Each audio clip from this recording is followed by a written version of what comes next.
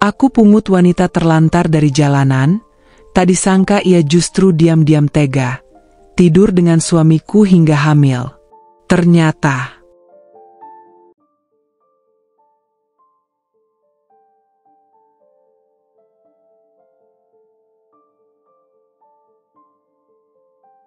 namaku Rania. Aku istri dari seorang pria luar biasa bernama Dava. Kami menikah hampir 10 tahun yang lalu, saat kami sama-sama belum punya apa-apa. Waktu itu, aku masih menjahit di kamar kos kecil sambil sesekali membantu temanku buka lapak baju online. Sedangkan Dava adalah admin media sosial di sebuah kafe kecil. Kini, 10 tahun kemudian, kami punya 3 cabang butik yang tersebar di pusat kota. Pelanggan setia datang dari berbagai kalangan, dari ibu pejabat sampai selebgram. Dan yang paling aku banggakan, para desainer kami berasal dari daerah-daerah terpencil, anak-anak muda penuh mimpi yang kami rekrut dan bina sendiri. Itu misi kecil kami, bukan hanya menjual busana, tapi juga membuka pintu untuk bakat-bakat tersembunyi. Aku menangani desain dan manajemen butik, sedang Dava fokus di pemasaran dan digital branding. Kami seperti 2 sisi koin, berbeda tapi saling melengkapi. Dan rumah kami, rumah 2 lantai bergaya minimalis yang kami bangun 3 tahun lalu, terasa sangat hidup, hangat, dipenuhi percakapan, tawa, dan harapan. Hanya kami berdua, dan satu art yang sudah seperti saudara sendiri, Mbak Tari. Malam itu, seperti biasa, kami duduk di taman belakang.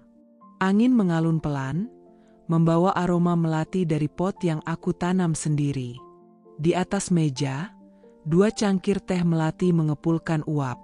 Dava duduk di sebelahku, menyandarkan punggung ke kursi rotan sambil memainkan sendok kecilnya. "Tahu nggak?" katanya, menatap langit. "Aku kadang masih nggak percaya kita sejauh ini." Aku tertawa kecil. "Aku juga. Rasanya kayak mimpi. Dulu waktu kamu bilang, aku pengen punya butik sendiri, aku mikir wah ini cewek keras kepala juga ya," katanya menggoda. Aku menoleh, menatap matanya. "Dan kamu bilang, kalau kamu serius, aku dukung." Waktu itu aku langsung yakin nikah sama kamu adalah keputusan terbaikku. Dava tersenyum, lalu mengambil tanganku dan menggenggamnya hangat. "Ran," katanya serius, "kita pernah nggak sih ngerasa capek, tapi tetap maksa jalan terus?" Aku mengerutkan dahi. "Maksud kamu?" "Ya, kayak waktu awal-awal. Kita kerja dari pagi sampai dini hari, makan mie instan tiap malam, ribut gara-gara desain katalog, kamu nangis gara-gara pelanggan komplain. Tapi besoknya tetap bangun jam 6 dan mulai lagi." Aku mengangguk, mengenang semua itu dengan campuran getir dan bangga. "Itu karena kita saling dorong," jawabku. "Kita satu visi. Dan karena aku percaya sama kamu, Dav. Bahkan waktu kamu mutusin resign dan fokus di digital, padahal kita lagi pas-pasan, aku percaya. Karena kamu nggak pernah setengah-setengah." Dava menatapku lama. Matanya berkaca. "Kamu tahu nggak?" katanya lirih, "aku selalu takut gagal di depan kamu." Aku terkejut. "Kenapa kamu bilang gitu?" "Karena kamu terlalu hebat, Ran. Kamu nggak cuma kreatif. Kamu sabar, kamu nggak pernah nyerah. Aku kadang mikir, kamu bisa jalanin butik ini sendiri pun bisa." Aku tertawa, mencubit lengan atasnya. "Kamu itu pusatnya semua ini, Dav. Tanpa kamu, butik ini cuma potongan-potongan kain tanpa bentuk. Kamu yang menyatukannya. Kamu yang bikin orang datang dan percaya." Dava tersenyum, lalu menghela napas panjang. "Masih ingat butik pertama kita?" tanyanya. "Yang sempit, AC-nya bocor, dan tiap hujan atapnya bunyi kayak drum." Kami tertawa bersamaan. Dan waktu kamu panik karena gaun pengantin pertama yang kamu desain sobek saat fitting.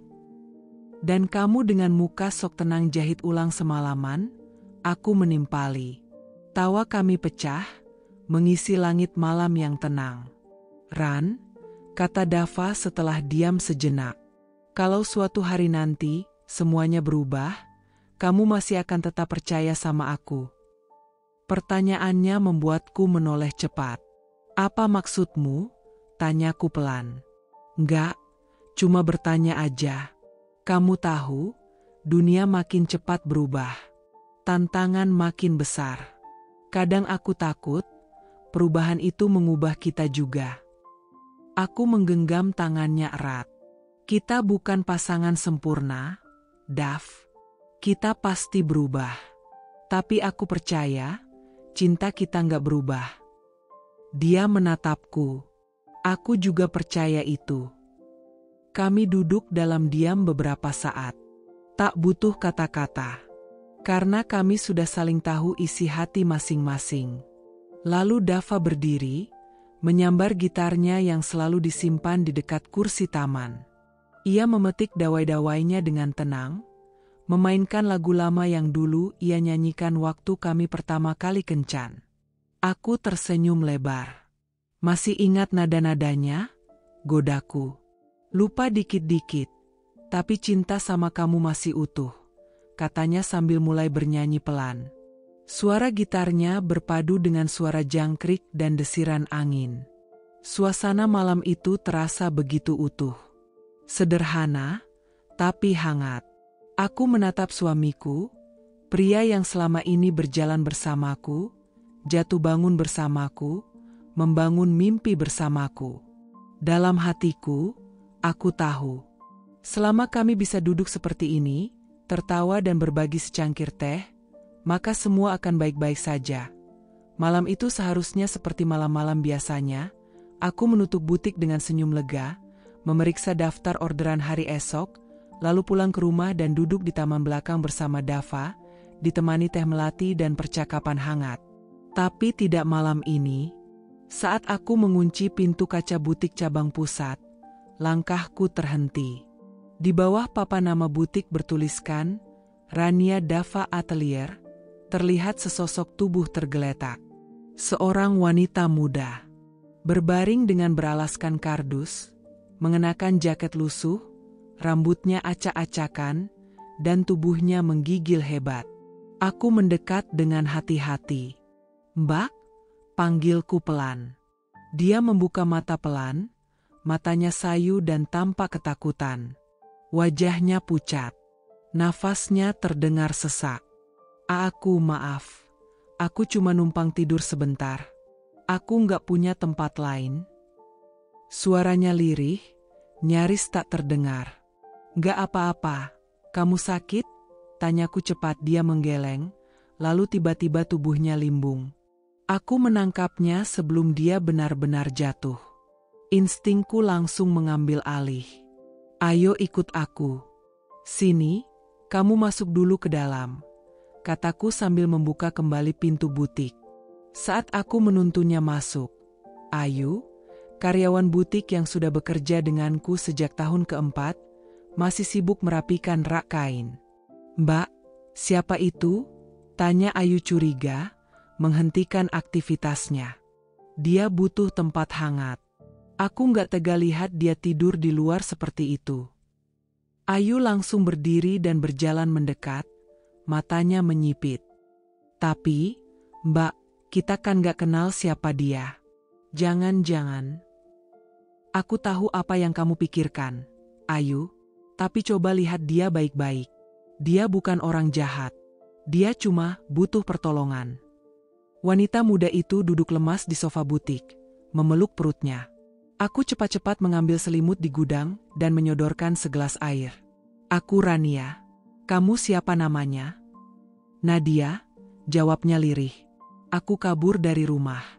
Ayah tiriku kasar. Ibuku sudah meninggal.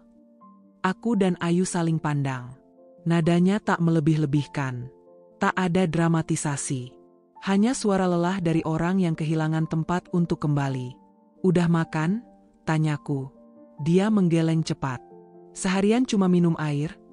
Tadi minta nasi bungkus di masjid tapi udah habis. Aku langsung ke dapur kecil butik dan menghangatkan sisa nasi goreng. Saat aku menyodorkannya, tangannya gemetar saat memegang sendok. Air matanya jatuh, menetes ke piring. Terima kasih, Kak, aku nggak tahu harus kemana lagi. Ayu menarikku ke sudut butik, berbisik dengan nada sedikit kesal. Mbak Rania, maaf ya, aku ngerti Mbak orang baik, tapi kita nggak bisa sembarangan ajak orang asing ke dalam. Gimana kalau dia bohong? Gimana kalau dia niat jahat? Aku menatap mata Ayu lama. Ingat waktu kita masih ngontrak di ruko kecil itu, dan aku nggak sanggup bayar honor kamu? Kamu tetap kerja tanpa dibayar. Kenapa? Karena kamu percaya padaku. Sekarang Nadia cuma butuh seseorang buat percaya padanya juga. Ayu tertunduk. Dulu kita juga butuh kesempatan, kan? Lanjutku. Aku nggak bisa tutup mata lihat orang yang jatuh. Padahal mungkin cuma kurang satu uluran tangan buat bangkit. Ayu menghela napas. Baiklah. Tapi cuma malam ini ya, Mbak. Habis itu kita tanya-tanya dulu latar belakang dia. Aku mengangguk. Besok kita tanya perlahan. Malam ini, biarkan dia merasa aman dulu. Kembali ke ruang tamu butik, aku melihat Nadia sudah tertidur sambil memeluk bantal kecil. Napasnya mulai teratur. Di wajahnya, terselip kelelahan dan trauma, tapi juga ketenangan kecil. Butik kami yang dulu hanya menjual baju, malam itu jadi tempat yang menyelamatkan hidup. Aku menatapnya lama, lalu berkata dalam hati, semoga kamu menemukan kembali harapanmu, seperti dulu aku menemukan milikku. Setelah malam itu, semuanya berubah lebih cepat dari yang kukira. Pagi harinya, saat matahari belum tinggi, Nadia duduk di meja dapur butik dengan mata sembab. Ia tampak kikuk saat menyadari aku memperhatikannya. Aku nggak mau nyusahin, Kak. Beneran. Aku bisa pergi kalau... Aku memotongnya lembut. Kamu mau kemana? Tidur di emperan lagi? Dia menunduk. Aku menarik kursi dan duduk di sampingnya. Dengar, Nadia. Aku punya kamar kosong di rumah. Nggak mewah, tapi cukup nyaman. Kalau kamu mau, tinggal di sana dulu. Sementara bantu-bantu di butik. Dia menatapku dengan mata yang membulat. Tinggal di rumah Kak Rania. Aku mengangguk. Kamu bisa bantu bersih-bersih ruangan, angkat-angkat stok kain, bantu Ayu atau Mbak Tari kalau butuh. Tangannya bergetar saat memegang cangkir teh. Terima kasih, aku beneran gak nyangka. Sore harinya, saat Dava pulang lebih cepat dari biasanya, aku memberitahunya soal Nadia. Dia tidur di rumah kita, tanyanya sambil melepas sepatu dan berdiri di ambang pintu dengan alis mengernyit. Aku mengangguk. Iya, dia nggak punya siapa-siapa, Dav. Lagian cuma di kamar kosong atas. Nggak ganggu siapa-siapa. Dava tak langsung menjawab. Ia menatapku lama, lalu mengangguk pelan. Oke, kalau menurut kamu itu yang terbaik. Tapi tetap hati-hati ya. Kita nggak kenal latar belakangnya. Aku tersenyum. Aku tahu. Tapi aku percaya instingku. Dan seperti biasa, Dava tidak memperpanjang. Ia hanya masuk, menaruh tas kerjanya di sofa, dan langsung membuka laptop. Dunia Dava akhir-akhir ini memang penuh dengan proyek startup fashion yang ia bangun bersama rekan-rekannya. Banyak pitching, investor, dan presentasi. Tapi dia tetap suami yang hangat, mencium keningku saat lewat, menanyakan makan malam, dan masih duduk bersamaku tiap malam meski obrolannya kadang disela notifikasi dari laptop. Nadia mulai terbiasa dengan ritme hidup kami. Di rumah, ia membantu Mbak Tari membersihkan halaman, menyapu tangga, bahkan memasak kalau aku atau Tari sedang repot. Di butik, dia dengan cepat menangkap sistem kerja kami. Ia tak banyak bicara, tapi gerakannya cekatan. Ia tahu kapan harus menghilang dari pandangan pelanggan, dan kapan harus ikut membantu di belakang layar. Ayu, yang semula waspada, mulai luluh juga. Suatu pagi, aku bahkan memergoki mereka tertawa di gudang sambil melipat kain. Kok tumben akur? Aku menggoda saat lewat. Ayu nyengir. Dia lucu juga ternyata. Mbak, kalau lagi nggak takut. Nadia menunduk, tersipu. Tapi untuk pertama kalinya, kulihat senyum di wajahnya. Senyum yang tak dipaksakan. Malamnya, aku duduk di taman belakang seperti biasa, menunggu Dava datang membawa teh. Dan seperti rutinitas kami selama hampir 10 tahun, ia muncul dengan 2 cangkir teh melati, dan duduk di sebelahku. "Gimana hari ini?" tanyanya sambil menyeruput. "Lelah, tapi lega. Orderan naik lagi minggu ini," jawabku. Dava mengangguk. "Bagus. Aku juga habis pitching di Bandung minggu depan. Tapi apa?" Ia meletakkan cangkir di meja, menatapku. "Nadia itu, kamu yakin dia nggak masalah tinggal di sini lama-lama?" Aku menarik napas. "Dia nggak pernah minta, Dav. Aku yang tawarin. Lagi pula, dia bantu-bantu juga. Aku lihat dia tulus." Dava mengangguk pelan. Tapi matanya terlihat berpikir. "Aku cuma khawatir, jangan sampai niat baikmu jadi masalah." Aku menyentuh tangannya. "Aku ngerti, Dav. Tapi kita juga dulu butuh orang yang percaya sama kita. Aku percaya Nadia cuma perlu waktu buat bangkit." Ia menggenggam tanganku. "Kalau kamu percaya, aku ikut. Tapi kalau ada hal janggal sedikit pun, bilang ke aku, ya?" Aku tersenyum. "Pasti." Dan untuk saat itu, aku sungguh percaya, semua akan baik-baik saja. Nadia sopan, penurut, dan tak banyak menuntut. Dava pun tetap tenang, fokus pada pekerjaannya, dan tak pernah menunjukkan ketertarikan pada gadis itu. Rumah kami tetap hangat. Butik kami tetap berjalan lancar, waktu berjalan seperti biasa. Pagi diisi dengan kesibukan di butik, siang penuh evaluasi dan koordinasi tim, dan malam menjadi ruang untuk pulang dan bernapas. Rutinitas ini sudah jadi napas hidupku dan Dava selama hampir 1 dekade. Namun, sejak kehadiran Nadia, ada hal-hal kecil yang mulai berubah. Bukan hal besar yang membuat gempar, tidak. Justru terlalu kecil. Tapi tetap terasa, mengganggu. Awalnya, aku tak berpikir macam-macam. Suatu pagi saat kami hendak membuka butik, aku melihat Nadia berdiri di depan cermin kecil dekat pintu masuk. Ia sedang memoles bibirnya dengan lipstik warna peach yang lembut. Bukan sesuatu yang mencolok, tapi cukup berbeda dari biasanya. "Nat," panggilku pelan, sambil menyusun kain di etalase. Dia terkejut sebentar, lalu buru-buru menutup lipstiknya. "Iya, Kak." Aku tersenyum. "Kok dandan segala? Biasanya polos aja."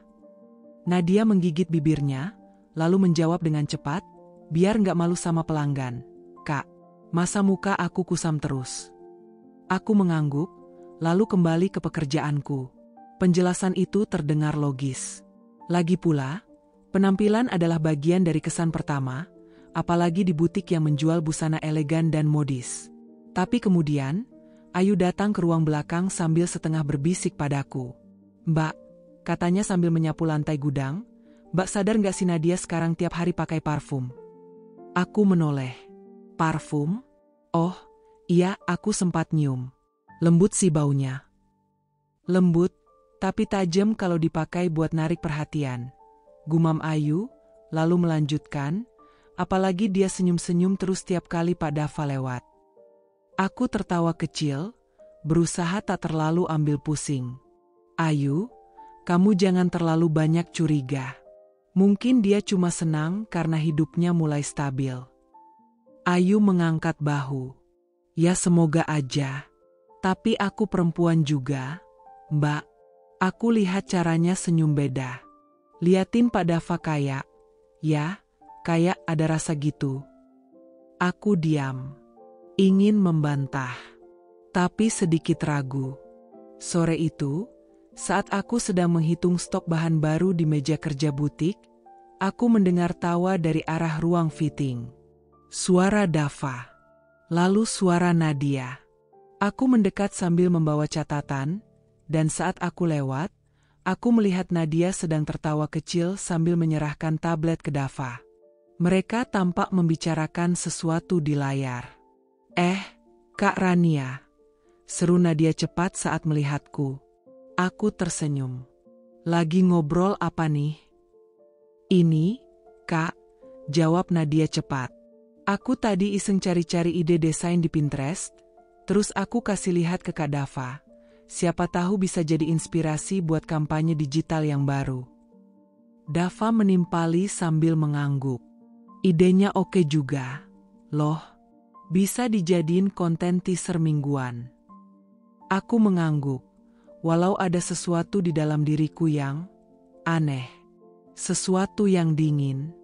Tapi kemudian aku menepisnya. Enggak, Dava bukan tipe yang bisa digoda dengan senyum dan parfum. Dan Nadia, dia masih anak-anak. Masih polos.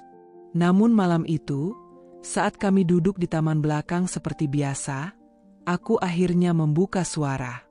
Dav, kataku perlahan sambil menyeruput teh, kamu pernah ngerasa sesuatu berubah? Dava menoleh. Berubah gimana? Sejak ada Nadia, rumah kita jadi lebih ramai. Butik juga. Tapi aku nggak tahu, kayak aku mulai ngerasa aneh aja. Dava tertawa kecil. Kamu capek kali. Banyak kerjaan, pikiran penuh. Nadia bantu-bantu juga lumayan. Dia rajin, Rania. Aku menatap wajah suamiku. Tak ada keraguan di sana. Tak ada kegelisahan. Hanya tatapan lembut seperti biasa. Dan saat itulah aku kembali percaya. Percaya bahwa mungkin aku memang terlalu sensitif. Terlalu mudah terpengaruh omongan Ayu. Terlalu cepat curiga karena hal-hal kecil yang mungkin memang tidak penting. Namun, siapa sangka, tanda-tanda kecil yang kupikir bisa diabaikan, justru adalah benih dari sesuatu yang lebih besar. Sejak awal, aku dan Dava punya satu prinsip. Tidak ada jarak dalam rumah, tidak ada rahasia dalam cinta. Tapi entah sejak kapan, prinsip itu mulai pudar. Tak hilang sekaligus, hanya pelan-pelan, seperti tanaman yang mengering satu daun demi satu daun tanpa suara. Awalnya, aku hanya merasa Dava lebih sibuk dari biasanya. Dia sering pulang larut malam dengan alasan lembur atau rapat dadakan. Bahkan di hari Minggu pun, ia mulai jarang ikut ke butik atau sekadar duduk santai bersamaku di taman belakang. Suatu malam, aku menunggu di taman sendirian. 2 cangkir teh melati mengepulkan uap, tapi satu tetap tak tersentuh. Saat akhirnya ia pulang lewat tengah malam, aku langsung berdiri dan menyambutnya. Kamu lembur lagi? Tanyaku, berusaha terdengar biasa. Iya. Jawabnya singkat, menaruh tas di sofa dan langsung menuju tangga. Capek banget. Dava, panggilku pelan. Kamu nggak mau duduk sebentar? Kita belum ngobrol sama sekali hari ini. Dia menoleh dengan ekspresi jenuh. Rania, aku capek. Bisa nggak jangan ganggu dulu? Kata-katanya seperti cambuk. Bukan karena kerasnya, tapi karena dinginnya. Aku mengangguk pelan, menahan napas. Iya, maaf. Malam itu aku menyeduh teh untuk diri sendiri. Sendirian. Kursi rotan yang biasanya jadi saksi tawa dan impian kami berdua, kini hanya jadi tempat diam yang menyakitkan. Hari-hari berikutnya, ada hal-hal kecil lain yang membuat hatiku semakin tak tenang. Dava kini hampir selalu membawa ponselnya kemanapun, bahkan ke kamar mandi. Aku perhatikan, layarnya selalu terkunci, notifikasi dimatikan. Dan sesekali, aku menangkapnya mengetik sesuatu cepat-cepat, lalu menyembunyikan layar saat aku lewat. Aku mencoba mengabaikan. Tapi kegelisahan itu seperti benih yang tumbuh tanpa bisa dihentikan. Suatu pagi saat sarapan, aku memberanikan diri bertanya. Dava, belakangan kamu beda. Lebih dingin. Lebih jauh. Kenapa, sih? Ia hanya mengangkat bahu sambil terus mengaduk kopi. Kerjaan banyak, Ran. Aku stres. Gitu aja. Tapi bahkan kamu nggak cerita lagi. Dulu kamu selalu cerita. Ia menghela napas panjang, lalu bangkit dari kursi. Kadang aku cuma pengen tenang. Ran, aku butuh ruang. Nggak selalu harus ngomong terus, kan? Aku menggigit bibir, menahan kata-kata yang hampir keluar. Ingin mengatakan, aku istrimu, Dav. Aku rumahmu. Aku tempatmu pulang. Kenapa sekarang malah aku yang terasa asing? Tapi aku diam. Seperti biasanya. Menjadi sabar. Menjadi pengertian. Karena aku pikir, mungkin benar dia hanya lelah. Nadia masih tinggal di rumah. Ia tetap bersikap lembut, membantu pekerjaan rumah, dan sesekali ikut ke butik. Tapi entah kenapa, sejak hubungan antara aku dan Dava mulai renggang, kehadiran Nadia terasa lebih mencolok. Ia tak lagi hanya membantu di balik layar. Ia kini lebih sering terlihat, lebih rapi, lebih menarik perhatian. Pernah suatu malam, aku melihatnya duduk di ruang makan sambil melipat handuk. Rambutnya digerai, matanya mengarah ke tangga, menunggu seseorang. Dan saat Dava turun dari lantai atas, ia langsung berdiri dan menyapa, "Kopi, Kak Dava." Dava hanya mengangguk, lalu berjalan ke ruang kerja tanpa melihatku yang berdiri di dapur, menyaksikan semua itu dalam diam. Ada getaran kecil di hatiku. Cemburu, marah, curiga, entahlah. Tapi yang pasti, jarak itu bukan lagi sesuatu yang tumbuh pelan. Ia kini tumbuh cepat, menjulang tinggi di antara kami, seakan tak ada lagi jalan untuk saling menjangkau. Dan aku masih mencoba percaya. Masih menggenggam janji pernikahan kami, sekuat yang aku bisa malam sebelum keberangkatanku, aku berdiri lama di depan koper yang belum sepenuhnya tertutup. Tanganku menggantung di udara, seolah-olah ragu ingin memasukkan sepatu atau kekhawatiranku ke dalam sana. Nggak usah khawatir. Semua akan baik-baik saja. Suara Dava menggema di belakangku. Aku menoleh. Dia berdiri di ambang pintu dengan wajah santai, seperti tak ada awan gelap menggantung di langit rumah kami. Tapi aku tahu, langit tak selamanya biru. Kadang, ada petir yang memilih diam sebelum menyambar. Aku tersenyum kecil, meski dada terasa sesak. Cuma 2 malam, ya?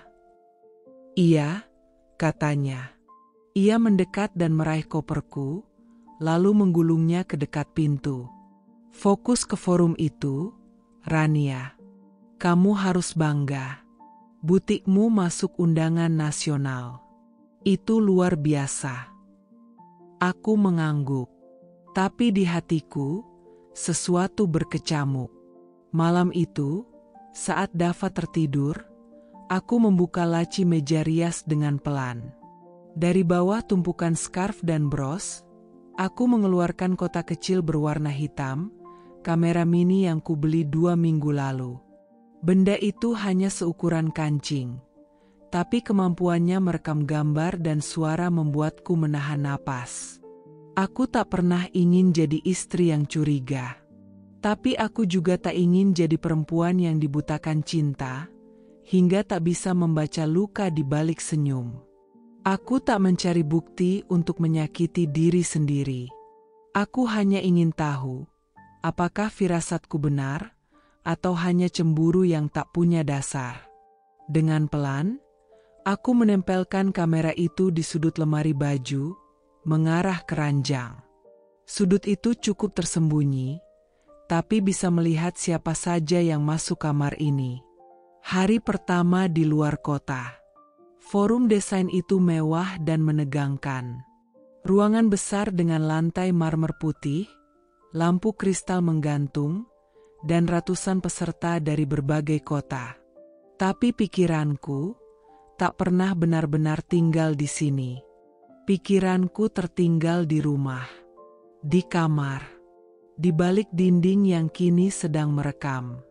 Setiap istirahat, aku mengecek ponselku, menunggu kabar dari Dava. Tapi hanya ada satu pesan sore itu. Semoga sukses hari ini. Aku dan Nadia urus butik. Aku tak membalas. Jantungku berdetak aneh membaca nama Nadia dalam kalimat itu. Malam kedua, mimpi yang terlalu nyata. Aku kembali ke kamar hotel lebih awal. Tak tahan dengan diskusi yang terlalu teknis dan senyum palsu para desainer kota besar. Kopi yang kuminum terasa pahit, seperti firasatku sendiri. Mataku tak bisa terpejam. Tanganku gemetar membuka aplikasi penghubung kamera di ponsel. 3 detik, 5 detik, sambungan aktif. Gambar kamar kami muncul. Kosong. Aku menarik napas lega. Tak ada siapa-siapa. Tapi sebelum kuputus sambungan, layar berubah. Pintu kamar terbuka. Dava masuk. Di belakangnya, Nadia. Hatiku membeku. Aku tak bisa mendengar suara, tapi melihat mereka duduk di tepi ranjang. Nadia menunduk. Dava berkata sesuatu. Kemudian, tangan Dava menyentuh dagu perempuan itu.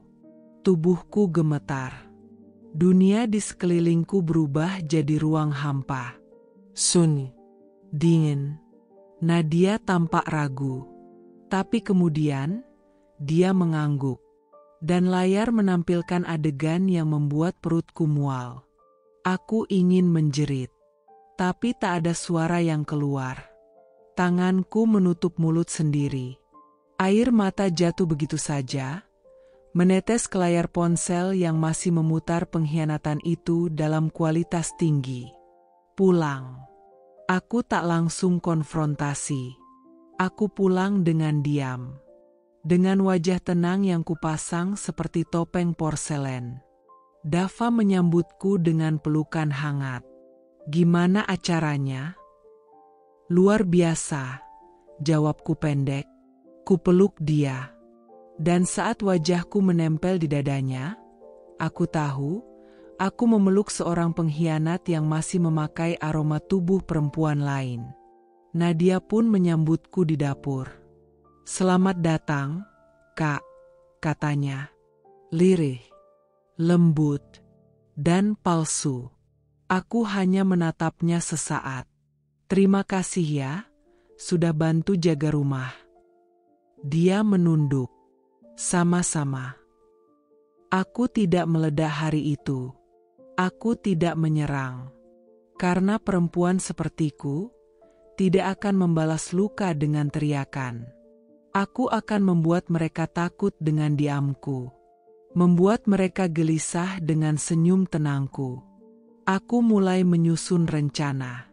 Sebab sekarang aku tahu, luka yang tak diperlihatkan, justru yang paling menyakitkan. Kupeluk koperku erat-erat saat kembali dari forum desainer di Yogyakarta. 2 hari yang padat, penuh networking dan presentasi. Tapi pikiranku tak pernah benar-benar tenang. Ada ruang kosong di dadaku yang tak bisa dijelaskan. Rumahku terlihat sama. Pagar putih itu masih berdiri kokoh. Tanaman hias yang biasa kusiram pagi-pagi tampak layu. Tapi tak ada yang terlalu mencolok. Bahkan Nadia membuka pintu dengan senyum lelah. Selamat datang, Kak Rania. Aku hanya mengangguk. Dava di mana? Masih di kantor, katanya. Aku naik ke kamar dengan langkah berat. Pintu kamar utama sedikit terbuka. Selintas kuhirup udara di dalamnya.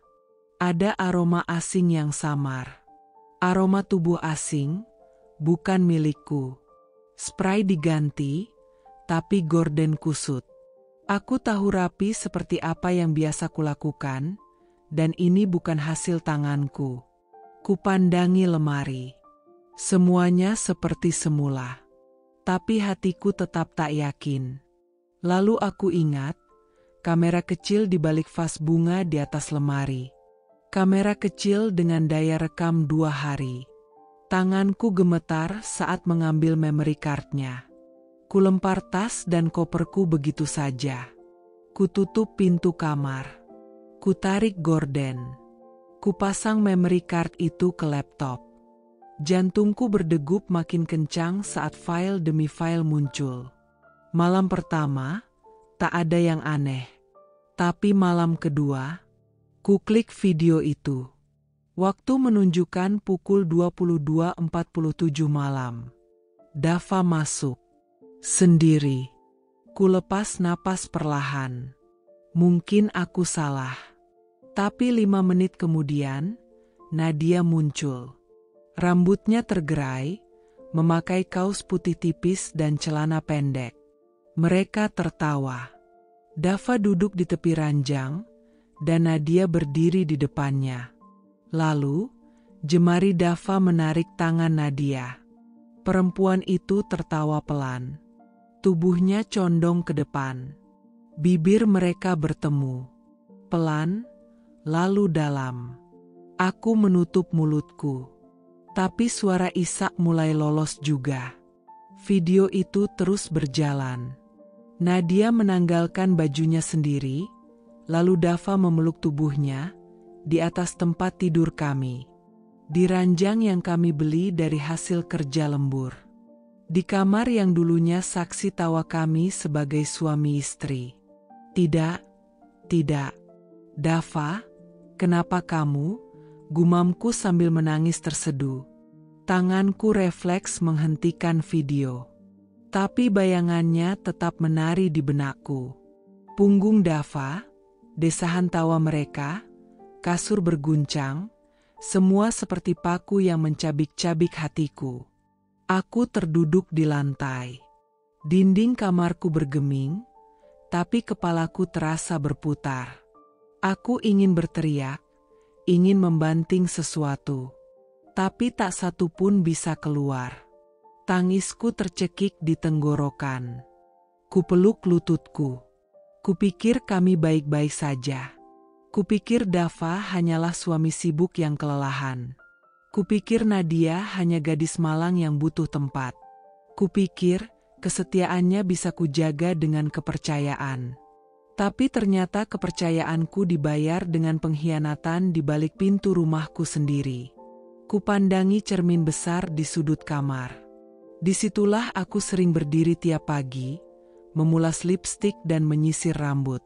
Kini aku hanya melihat seorang perempuan yang dikhianati. Mata sembab, rambut berantakan, wajah yang tak lagi punya sinar. Rania, bisikku kebayangan diriku sendiri. Sampai kapan kamu pura-pura kuat? Kupukul dadaku sendiri. Rasa sesak itu terlalu menyakitkan untuk disimpan. Tapi tak ada siapapun yang bisa kuajak bicara. Ayu? Dia pasti akan bilang, aku sudah bilang dari awal. Ibuku? Dia akan marah, dan aku belum siap menerima amarah siapapun. Aku mengurung diri hingga pagi. Dava baru pulang sekitar pukul 7. Ia membuka pintu kamar dengan ragu. Kamu udah bangun? Tanyanya ringan. Aku hanya menatapnya. Mataku sembab, tapi aku tak menangis lagi. Dia tersenyum, senyum palsu yang biasa kupeluk 10 tahun terakhir. Tapi pagi itu, senyum itu seperti pisau. Aku ada meeting jam 9. Sarapan udah disiapin. Aku masih diam. Dia berjalan ke arah lemari, membuka pintunya seperti biasa. Tapi langkahnya terhenti ketika aku berkata pelan. Aku lihat semuanya. Ia membeku. Tubuhnya kaku. Aku lihat kalian berdua. Di atas ranjang ini. Aku punya buktinya. Wajah Dava langsung pucat. Ra, aku. Jangan bohong, potongku datar. Jangan tambah pengkhianatanmu dengan kebohongan lain. Dia menutup pintu lemari perlahan. Tak ada lagi senyum di wajahnya. Tak ada lagi basa-basi. Tapi aku tahu, ekspresinya tak sepenuhnya menyesal. Lebih ke, tertangkap basah. Aku bisa jelaskan, ucapnya. Jelaskan? Aku tertawa miris. Kau ingin menjelaskan bagian mana dulu? Ciuman kalian? Tawa kalian? Atau saat kau menyentuh tubuh perempuan lain di tempat tidur pernikahan kita? Dava diam. Mungkin mencoba menyusun alasan. Tapi aku tak butuh alasan. Aku butuh kejujuran, yang jelas sudah tak ada. Keluar dari kamar ini, kataku pelan. Rania, aku keluar. Sekarang. Dia mematung. Lalu, tanpa kata, ia mengambil ponselnya dan keluar. Aku terkunci di balik kamar. Bukan karena takut, tapi karena aku perlu waktu. Waktu untuk menyatukan serpihan diriku yang baru saja hancur. Waktu untuk berdiri lagi, walau lututku masih gemetar. Aku tahu, luka ini tak akan sembuh dalam sehari. Tapi pagi itu, untuk pertama kalinya, aku sadar. Orang yang paling kau cintai, bisa menjadi orang pertama yang menusukmu paling dalam. Dan rumah yang kita bangun bersama, telah berubah jadi puing-puing pengkhianatan. Kata-kata itu membelah hatiku lebih tajam dari sembilu. Karena aku sudah gak merasa itu kamar, kita, lagi. Kalimat itu menggema dalam kepalaku. Menamparku. Menginjak harga diriku sebagai istri, sebagai perempuan yang selama ini berdiri di belakang semua pencapaian kami. Butik, rumah, bisnis, bahkan pernikahan ini, apa semuanya tak lagi berarti? Aku memejamkan mata, berusaha menahan tangis yang meledak dari dada. Nadia duduk kaku. Wajahnya pucat, tanpa ekspresi. Dava masih menunduk, entah malu, atau sekadar takut menghadapi kemarahanku yang belum meledak. Aku tanya lagi, kenapa Nadia? Suaraku rendah, pelan, tapi tajam. Kenapa kamu memilih tidur dengan pembantu kita sendiri, Dava? Dia mengangkat wajahnya, mata lelah itu menatapku sejenak. Aku nggak tahu kenapa. Awalnya cuma ngobrol. Terus dia perhatian. Nanya-nanya soal kerjaan. Lama-lama aku nyaman. Aku tertawa getir. Nyaman? Ulangku sambil berdiri. Kau nyaman dengan perempuan yang kita bayar untuk bersih-bersih rumah ini? Yang tiap hari nyuci baju kita? Yang kupelihara, kukasih makan, seperti adik sendiri? Itu yang bikin kamu nyaman, Dava? Aku minta maaf. Apa maafmu bisa membersihkan noda dari kasur kita? Aku menunjuk ranjang yang tadi malam menjadi saksi pengkhianatan. Apa maafmu bisa menghapus jejak tubuh kalian di tempat suci pernikahan ini? Nadia akhirnya bicara, suaranya nyaris seperti bisikan, aku nggak bermaksud nyakitin, Kak. Mataku menatapnya tajam. Kau pakai lipstik, parfum, dan baju ketat. Itu semua bukan ketidaksengajaan, Nat. Kau bangun rencana. Kau tahu dia suamiku. Tapi kau tetap kejar dia, tetap peluk dia, tetap naik ranjangku. Nadia menangis. Tapi tangisnya tak membasuh apapun. Dava mencoba menyentuh tanganku. Aku salah. Tapi aku gak pernah niat ninggalin kamu. Aku cuma bingung. Bingung? Aku mundur selangkah. Kau menghamili perempuan lain dan bilang kau cuma bingung. Nadia menunduk. Dava terdiam. Sunyi mengambang di antara kami. Aku menarik napas dalam-dalam, mencoba menahan tubuhku yang mulai gemetar karena marah dan kecewa. Tapi tubuhku tak mau lagi berdiri untuk mereka. Lututku goyah. Aku harus pergi, kataku pelan. Rania, tolong, jangan pergi. Kita bisa selesaikan ini. Tidak, Dava. Kita sudah selesai. Mataku basah, tapi nadaku mantap. Yang kau hancurkan bukan hanya aku, tapi kepercayaan, cinta, rumah tangga, harga diri. Kalau kau mau minta maaf, minta ke Tuhan. Karena aku belum sanggup memaafkan kalian. Aku berjalan keluar kamar, meninggalkan mereka berdua, tapi langkahku berat. Setiap langkah terasa seperti menyeret serpihan hatiku sendiri yang telah hancur. Di kamar tamu, aku duduk sendirian. Malam sudah larut, tapi aku tetap terjaga. Pesan dari Ayu masuk ke ponselku. "Kak, aku dengar sesuatu. Tetanggaku bilang Nadia sering naik ojek malam-malam waktu kakak keluar kota. Ojek langganan kita." Hatiku ngilu. Aku udah curiga. Maaf baru bilang sekarang. Kusandarkan kepala ke dinding. Terlambat. Semua sudah terjadi. Tapi satu hal yang kupelajari hari ini. Cinta bisa dibutakan oleh kepercayaan. Tapi pengkhianatan membuka mata lebih tajam dari apapun. Keesokan harinya, aku menelepon manajer butik. Aku bilang aku butuh cuti panjang. Aku perlu waktu untuk memikirkan semuanya. Lalu, dengan tenang, aku kemas koperku. Satu koper kecil saja, berisi pakaian secukupnya, dan satu lembar foto pernikahan yang sudah lusuh.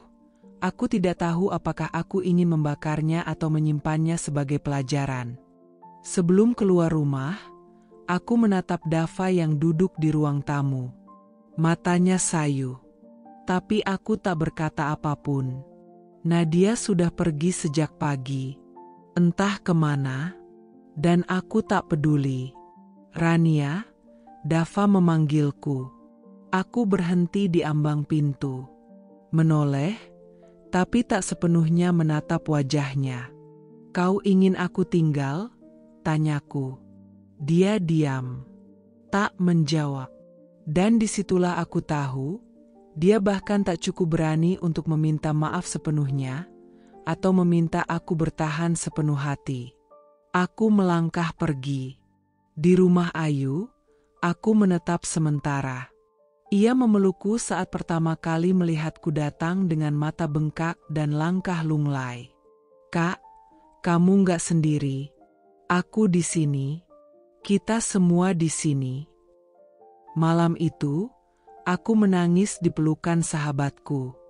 Untuk pertama kalinya, aku mengizinkan diriku hancur sepenuhnya. Tak berpura-pura kuat. Tak berusaha tegar malam itu, aku tak sanggup kembali ke rumah. Aku memilih tidur di butik, meringkuk di sofa kecil di ruang ganti, masih mengenakan baju kerja. Hidungku penuh bau kain, tapi hatiku penuh luka. Aku tak menangis lagi.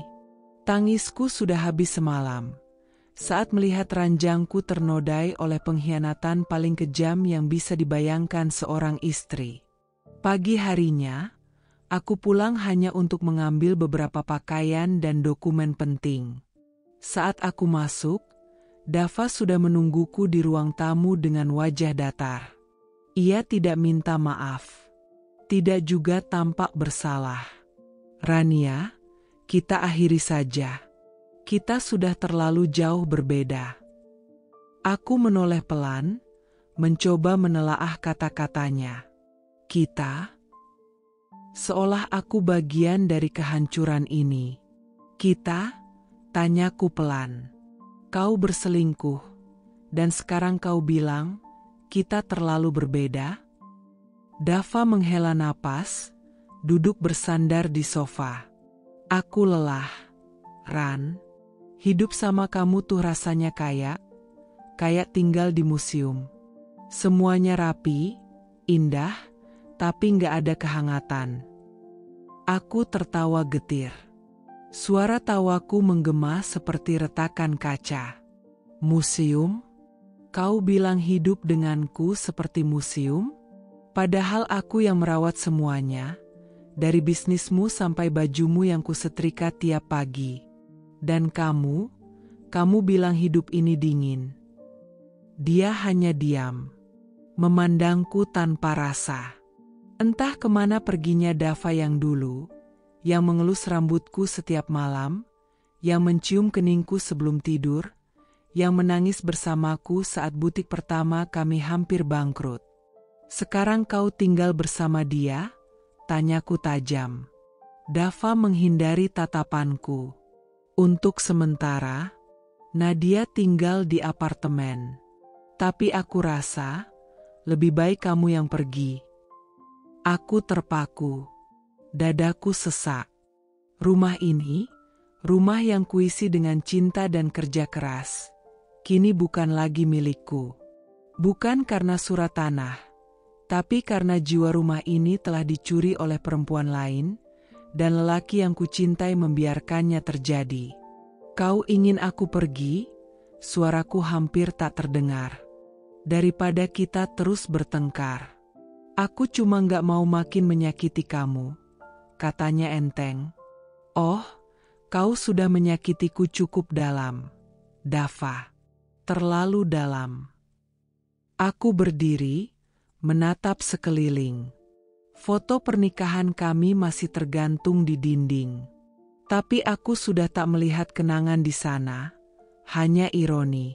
Simpan rumah ini. Simpan semua yang pernah kita bangun. Tapi ingat, Dava, bangunan bisa kau miliki. Tapi ketulusan perempuan yang mencintaimu sejak nol, tak akan pernah bisa kau beli kembali. Aku pergi tanpa menoleh, surat itu datang tanpa aba-aba. Dikirim lewat kurir, tanpa tatap muka, tanpa keberanian. Kertas tipis yang membawa akhir dari segalanya. Namaku tertera jelas di atasnya, dianggap sebagai penggugat kedua. Seolah-olah aku bagian kecil dari kegagalan ini. Tapi bukan aku yang menghancurkan. Aku duduk di ruang tamu butik yang kini jadi tempat tinggalku. Surat itu kutatap lama, berharap huruf-hurufnya berubah jadi kata lain. Tapi tidak. Tetap saja, permohonan cerai. Aku tidak menangis. Tangisku sudah habis di malam saat rekaman itu memutar ulang pengkhianatan paling keji. Tangisku sudah kering waktu Dava mengatakan bahwa kamar kami bukan lagi kamar kita. Malam-malamku kini sunyi tanpa pengharapan, tapi ada sesuatu yang tumbuh, ketegaran. Walau gemetar, aku mulai belajar menulis ulang diriku dari luka. Hari itu juga aku datang ke pengacara dan menandatangani suratnya. Tidak pakai debat, tidak ada basa-basi. Bu Rania yakin tidak ingin konsultasi dulu? Ini bisa dinegosiasikan, soal pembagian aset atau hak usaha. Aku menggeleng. Tidak, Pak. Saya hanya ingin selesai. Segera. 3 hari kemudian, aku bertemu Dava di ruang mediasi di Pengadilan Agama. Ruangan itu penuh orang, pasangan-pasangan lain yang mungkin juga tengah melepas genggaman. Tapi aku dan Dava berbeda. Kami dulu teman seperjuangan, sahabat, rekan, pendamping. Dan sekarang, orang asing yang duduk berhadapan dengan keheningan penuh kenangan. Dia menatapku sebentar, masih dengan gaya tenangnya. Tapi aku tahu sorot matanya berbeda. Terima kasih udah datang, katanya pelan. Aku menatap matanya, hambar. Aku datang bukan karena kamu, tapi karena aku harus selesai. Mediator mencoba bicara soal mediasi, soal peluang memperbaiki rumah tangga, tapi aku memotong. Maaf Pak, saya sudah melihat dengan mata kepala sendiri bagaimana suami saya membawa perempuan lain ke tempat tidur kami. Seketika ruangan jadi senyap. Dava tertunduk. Tapi aku tak ingin simpati. Terlambat. Usai mediasi yang gagal, kami berdua berdiri di lorong pengadilan. Tak ada lagi formalitas. Tak ada lagi rasa sungkan. Tapi juga tidak ada dendam yang meledak-ledak. Hanya kelelahan dan kebisuan yang pekat. Kamu beneran gak mau bahas soal butik? Tanya Dava akhirnya. Aku menoleh, pelan. Aku cuma mau satu, cabang pertama itu kamu ambil. Itu kan idemu dulu, tapi 2 cabang sisanya, dan semua desainer yang aku rekrut, biar tetap bersamaku. Aku yang temui mereka. Aku yang percaya pada mereka saat kamu bahkan gak peduli portofolio mereka. Dia mengangguk pelan. Baik. Aku mengambil napas panjang, menahan nyeri yang tiba-tiba menyelinap di dada. Dan satu lagi, jangan pernah bawa Nadia ke butik itu. Jangan pernah ajak dia menyentuh hasil kerja kita yang dulu. Setidaknya, hormati itu. Dava tak menjawab, tapi aku tak butuh janjinya. Aku sudah selesai menunggu kesetiaan dari pengkhianat. Malamnya, aku duduk di depan cermin. Rambutku tergerai, mataku bengkak. Bukan karena menangis hari ini, tapi karena tak tidur sejak 2 malam lalu. Seakan tubuhku sendiri enggan beristirahat sebelum semuanya benar-benar runtuh atau selesai. Kupandangi bayanganku sendiri. Aku mencoba tersenyum. Gagal. Tapi setidaknya, aku masih di sini. Masih hidup. Ada ketukan di pintu butik. Kukira satpam. Tapi ternyata Ayu, salah satu desainer termuda yang dulu kutemui saat ia masih menjahit di gang sempit belakang pasar. Bu Rania, saya dengar kabar soal perceraian itu. Saya kaget. Aku menarik napas, lalu mempersilakannya masuk. Gak apa-apa, Yu. Gak usah dijelasin. Kadang hidup memang begitu. Dia duduk, matanya memerah. Tapi butik ini kan dibangun bareng-bareng. Bu, saya, Mbak Kinan, Mas Yoga semua ikut tumbuh di sini. Saya takut semuanya berubah. Aku menggenggam tangannya. Justru sekarang saatnya kalian berdiri makin kuat. Bukan di bawah bayang-bayang Dava atau siapapun, tapi di bawah cahaya kita sendiri. Ayu mengangguk, pelan, lalu memelukku. Dan saat itulah, baru kali itu, setelah sekian hari yang panjang, air mataku tumpah. Bukan karena Dava, tapi karena aku masih punya sesuatu yang bisa kupercaya. Diriku sendiri, dan mereka yang tetap bertahan. Proses perceraian berjalan cepat. 2 minggu kemudian, status itu resmi hilang dari KTP-ku. Aku bukan lagi istri Dava. Tapi aku juga bukan wanita yang sama seperti dulu. Rania yang penuh ketakutan. Rania yang selalu memberi maaf dan menutup mata demi cinta. Aku kini perempuan yang berdiri sendiri, di butik mungil yang dulu kubangun bersama pria yang kucintai. Tapi sekarang, kuperjuangkan sendiri. Bersama mereka yang tetap setia pada nilai kerja keras dan kejujuran. Rumah yang dulu jadi saksi perjuangan kami, aku tak pernah menginjaknya lagi. Biarlah jadi reruntuhan kenangan. Aku punya tempat baru, aku punya diriku kembali. Dan itu cukup. Untuk memulai lagi, hari itu butik sedang ramai-ramainya. Koleksi terbaru baru saja rilis, pelanggan datang silih berganti. Tapi dunia seolah berhenti ketika Ayu, sahabatku yang sejak awal mencurigai Dava, datang terburu-buru sambil membawa ponselnya. Rania, kamu harus lihat ini, katanya dengan wajah muram. Aku sempat mengernyit. Kenapa? Ada apa, Yu? Dia menunjuk layar ponsel. Aku sempat menolak melihat. Tapi tangannya sudah menyorongkan layar tepat di hadapanku. Di sana terpampang jelas unggahan Instagram milik Nadia. Ia berdiri dengan gaun putih lembut, di antara balon pink dan gold, sambil memegang perutnya yang besar. Baby shower by Nadia Melati, thanks for the love support, my wonderful husband Dava Ardiansyah. Aku tak bisa bergerak. Kakiku seperti lumpuh. Tenggorokanku tercekat. Mataku menatap layar itu lama, lalu turun perlahan ke lantai butikku sendiri.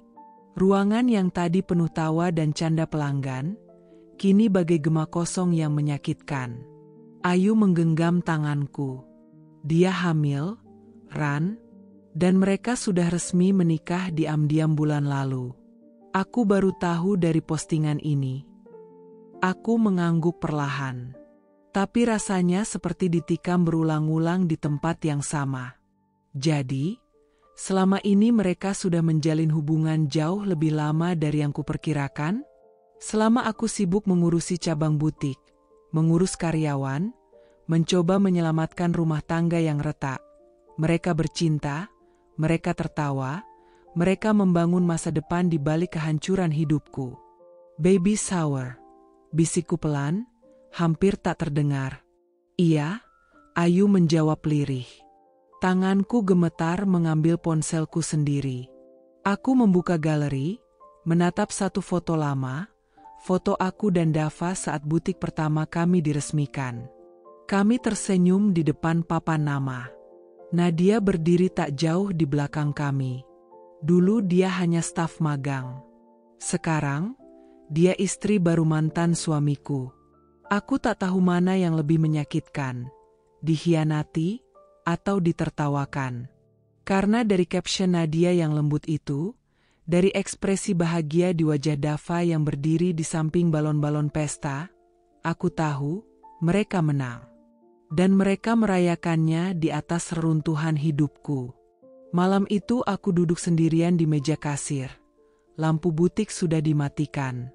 Aku memandangi bayanganku sendiri di kaca. Bukan lagi Rania, istri Dava. Bukan lagi Rania, desainer sukses. Tapi perempuan yang dibuang, dikalahkan, dan dihancurkan oleh dua orang yang paling kubantu. Aku sempat berpikir, apa aku salah karena pergi 2 malam itu? Apa kalau aku tetap di rumah, semuanya takkan terjadi? Tapi pertanyaan itu langsung kutepis. Pengkhianatan bukan kesalahan korban. Dan aku korban dari cinta yang berubah menjadi permainan paling keji. Besoknya, saat aku ke kantor cabang butik, 2 karyawan baru menyapa riang. Bu Rania, kami dengar Pak Dava buka label fashion baru bareng Bu Nadia ya. Aku menoleh perlahan. Apa? Iya Bu, katanya di Jakarta. Sudah soft launching minggu lalu. Namanya Dana House of Style. Bagus banget brandingnya, katanya gabungan dari nama mereka. Aku tersenyum. Tipis. Tajam. Dana. Dava dan Nadia. Nama itu akan selalu jadi pengingat. Tentang pengkhianatan. Tentang luka. Tentang bagaimana aku dibuang tapi mereka mengambil semuanya. Namaku, gayaku, bahkan inspirasiku. Dan mereka mengemasnya menjadi label cinta yang baru. Hari itu langit tampak biasa saja. Tapi dadaku penuh badai. Aku baru selesai menata gaun untuk klien di butik ketika Ayu datang tergopoh-gopoh. Napasnya tersengal. Di tangannya, sebuah ponsel dengan layar menyala. Rania, katanya pelan, kamu udah lihat ini? Aku mendongak. Apa? Ia menyodorkan layar. Instagram. Akun wedding organizer ternama yang biasa kami rekomendasikan ke klien. Dan di sana, tersenyum lebar dengan karangan bunga mawar putih menggantung di belakangnya, Dava dan Nadia. Selamat kepada Dava dan Nadia atas hari bahagia kalian, begitu tulisan di caption. Pengantin kami tampak menawan dalam balutan gaun klasik dari kain brokat Prancis dan detail kristal yang memesona. Aku tak bisa baca sisanya. Mataku terhenti pada satu hal, gaun itu. Itu gaunku. Bukan cuma sekadar rancanganku, tapi salah satu dari koleksi pribadi yang belum pernah aku keluarkan untuk umum. Masih berupa sketsa kasar di papan ide. Belum sempat aku sempurnakan, apalagi aku jual. Apa ini bercanda? Suaraku pecah. Ayu menunduk, menggenggam tanganku. Dia mungkin mencuri dari rak sketsa waktu kamu masih percaya padanya. Di rumah yang dulu kubangun dengan cinta bersama Dava, kini berdiri tenda putih, panggung, dan denting musik pernikahan. Dari kejauhan, kudengar suara MC. Dan inilah pasangan paling dinanti hari ini, Dava dan Nadia. Seketika itu juga, tubuhku lemas. Lututku goyah. Aku bersembunyi di balik mobil parkir tak jauh dari gerbang. Tak tahu kenapa aku ada di sini. Aku tak diundang. Tapi tubuhku berjalan sendiri. Seolah ingin melihat dengan mata kepala sendiri, akhir dari segalanya. Nadia melangkah anggun, menyunggingkan senyum. Di sisinya, Dava tampak tenang. Seolah tak pernah ada luka, tak pernah ada air mata yang kutumpahkan, atau janji yang pernah ia ikrarkan di hadapan Tuhan dan keluargaku. Aku melihat Nadia mengangkat sedikit roknya, dan sekali lagi hatiku bergetar. Detail rendah di bagian bawah gaun, itu coretan tanganku. Aku tahu karena aku pernah memperdebatkan detil itu dengan diriku sendiri, selama 3 malam sebelum memutuskan menambah aksen kristal di bagian dada. Dia mencurinya. Mereka mencurinya. Tak cuma suamiku, tapi juga imajinasiku, mimpiku, hasil tangis dan letihku bertahun-tahun. Semua diambil dan dipakai untuk merayakan luka yang mereka ukir di punggungku. Malamnya, Ayu menemaniku di butik. Kami duduk berdua sambil memandangi langit-langit. Aku nggak nyangka mereka segini tega, gumam Ayu. Aku mengangguk pelan. Kupikir mereka akan setidaknya punya rasa malu. Tapi ternyata enggak. Dava, aku menggeleng perlahan. Dulu kalau aku capek pulang dari butik, dia yang masak. Dia yang bantu jaga toko waktu staf pada pulang. Kita pernah tidur di lantai ruang kerja karena kelelahan berdua. Semua hal itu ternyata palsu ya. Bukan palsu, Ran.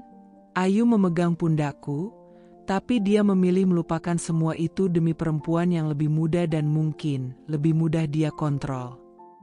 Aku menatap sahabatku. Kamu tahu bagian paling sakit dari semua ini? Ayu menggeleng. Bukan perceraiannya, bukan perselingkuhannya, tapi karena mereka menjadikan reruntuhan hidupku sebagai altar pernikahan mereka. Aku tertawa. Pahit. Mereka nggak hanya mengambil kebahagiaanku, tapi juga menari di atasnya. Beberapa hari kemudian, klien-klien tetapku datang dan bertanya hal sama. Rania, itu gaun yang dipakai Nadia waktu nikah, mirip sama konsep kamu yang dulu, ya? Satu persatu pertanyaan itu menusuk. Dan aku hanya menjawab pendek, mirip, ya? Sampai suatu hari, seorang ibu muda yang ingin pesan gaun untuk akadnya duduk di kursiku, lalu dengan polos berkata, "Bu, saya pengen banget nikah pakai konsep kayak punyanya Mbak Nadia kemarin. Elegan banget, klasik, tapi tetap fresh. Bisa nggak, Bu?" Hatiku tercekat, tapi aku tersenyum. Bukan senyum karena aku kuat, tapi karena aku sudah terlalu lelah untuk marah. Malam itu, aku kembali melihat foto-foto pernikahan Dava dan Nadia dari media sosial. Kali ini dengan hati lebih tenang. Gaun itu, biarkan. Dava, silakan jalani hidupmu. Aku tahu, pengkhianat bisa berpesta. Tapi pesta mereka dibangun dari serpih luka seseorang. Dan pada akhirnya, bukan pesta yang menentukan akhir sebuah cerita. Tapi siapa yang masih bisa tersenyum saat tirai ditutup. Aku akan tetap berdiri, walau sendirian. tapi dengan harga diri yang utuh. Dan aku janji, tak akan ada satupun dari mereka yang bisa mencuri itu dariku lagi. Namaku Rania. Dulu, aku dikenal sebagai istri Dava dan pendiri butik bersama suamiku.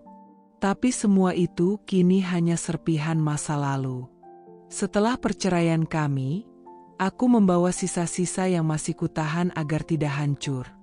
Tubuhku, pikiranku, dan hatiku yang penuh lubang. Tapi yang paling berharga dari semuanya, mimpiku, masih utuh. Aku meninggalkan kota yang menjadi saksi pengkhianatan, membawa satu koper berisi kain, sketsa, dan luka. Dan aku memilih Bali. Bukan karena pantainya yang indah, tapi karena aku ingin menepi. Dari keramaian, dari kenangan, dari bayang-bayang yang terus menertawakanku. Bangunan butik kecil itu berdiri di sudut Ubud yang sunyi. Dindingnya belum dicat, atapnya bocor di beberapa sudut, dan kaca depan masih kusam. Tapi disitulah aku menaruh hatiku. Aku menamainya Luka. Serius mau kasih nama butikmu itu, Luka? Tanya Wayan, pemilik kontrakan yang juga membantuku renovasi. Aku tersenyum, menatap papan nama kayu yang mulai terpaku di dinding depan. Ya, karena dari sinilah aku mau sembuh. Dan mungkin, menyembuhkan juga, jawabku pelan. Hari-hari pertama, aku tidur di sudut ruang kerja dengan kasur tipis. Makan hanya nasi bungkus.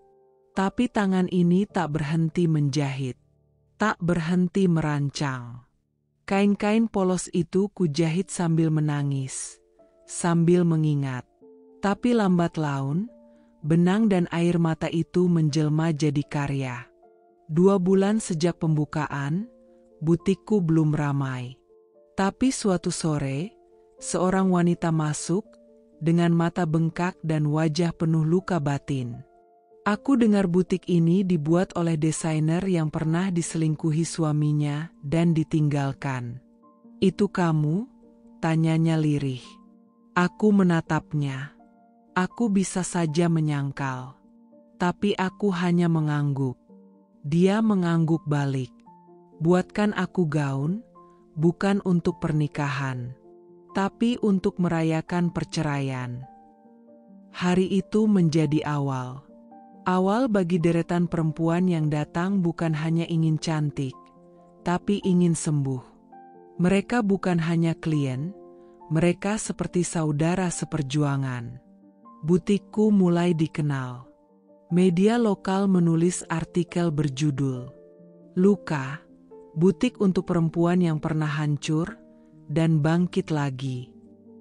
Namaku kembali dikenal. Tapi kali ini bukan sebagai istri siapa-siapa, tapi sebagai Rania, desainer penyembuh luka. Sore itu, aku duduk di teras butik, meminum teh hangat sambil membaca sebuah email. Dari Jakarta. Dari redaksi majalah mode ternama. Kami ingin menampilkan luka dan kisah pendirinya dalam edisi khusus bertema Fashion from Pain. Apakah Anda bersedia diwawancara, Mbak Rania? Aku menatap layar itu lama, sebelum tersenyum kecil.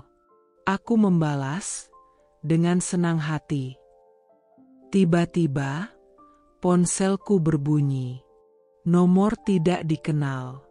Aku angkat pelan. Halo? Halo, ini aku, Dava. Aku diam. Suara itu sudah lama tak kudengar.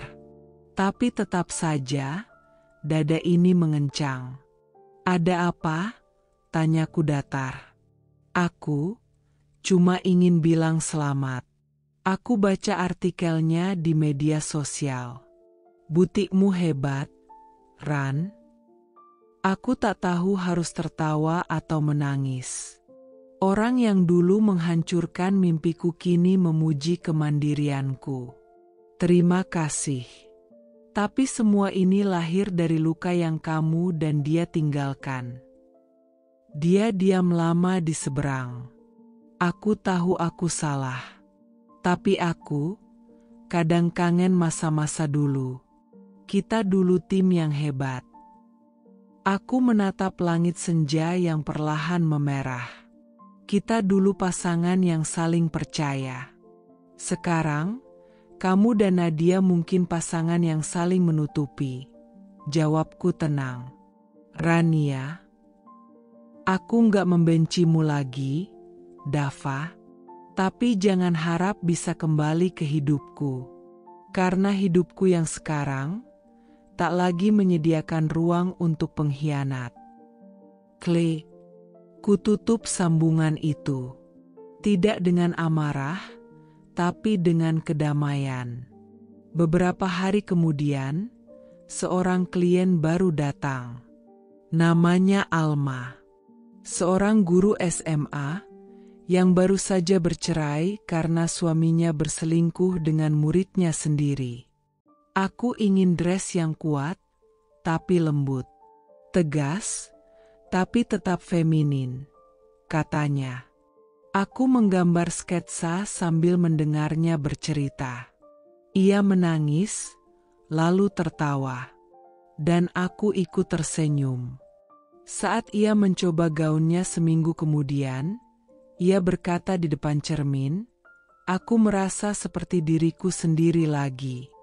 Bukan perempuan yang ditinggalkan, tapi perempuan yang memilih pergi." Aku mengangguk, air mataku menggenang. Bukan karena sedih, tapi karena aku tahu tujuan butik ini tercapai.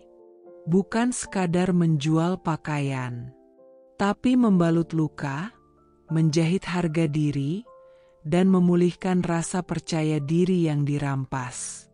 Namaku Rania. Dan meski aku pernah dipatahkan, aku tak hancur.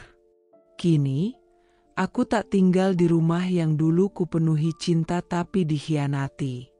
Tak tidur di ranjang yang pernah berbagi mimpi tapi lalu disesaki dusta. Aku tinggal di tempat yang kubangun sendiri, bernama luka. Tapi disinilah aku sembuh. Dan dari setiap kain yang kutata, setiap jarum yang kutusukkan, setiap gaun yang kukirimkan, aku titipkan pesan. Kita bisa tumbuh dari luka. Bukan meski, tapi karena. Beberapa bulan setelah aku membuka butik luka di Bali, hidupku mulai terasa damai.